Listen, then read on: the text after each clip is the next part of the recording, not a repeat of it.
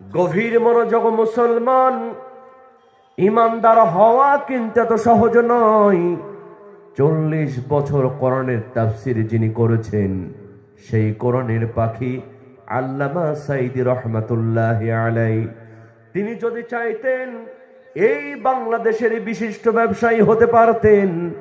আল্লামা সাঈদী সাহেব যদি চাইতেন এই বাংলাদেশের ঘরে ঘরে তার ব্যবসা বাণিজ্য তৈরি করতে পারতেন।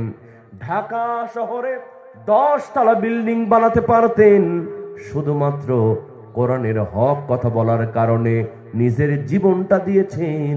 বাতিলের সামনে তিনি মাথা নত করেন না, ঠিক কিনা?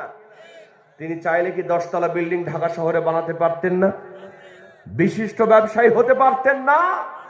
কিন্তু শুধুমাত্র কোরআনের হক কথা বলার কারণে তাকে জেলের মধ্যে রেখে যে শানপুশ করে ওই স্বৈরাচার তাকে শহীদ করে দিয়েছে। বলেন তো, আল্লামা সাঈদী সাহেব জীবন দিয়েছেন, কিন্তু ইমানের কাছে কি মাথা নত করেছেন?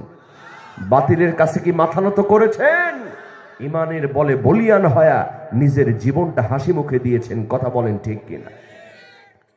গভীর মনোযোগ মুসলমান, কিন্তু এই বাংলাদেশে আল্লামা সাঈদীর মতো লম্বা দাড়ি, লম্বা টুপি এমন আলেম নামের জালেম আছে, যেদিকেই বৃষ্টি হয় ওদিকেই ছাতা ধরে।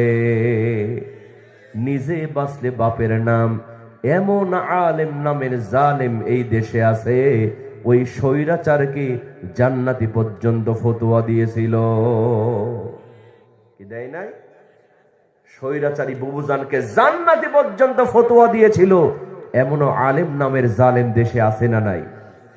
ইমানদার হয়তো সহজ। ওরা মনে করেছিল নিজে বাঁচলে বাপের নাম, যেদিকেই বৃষ্টি হয় ওদিকেই ছাতা ধরব।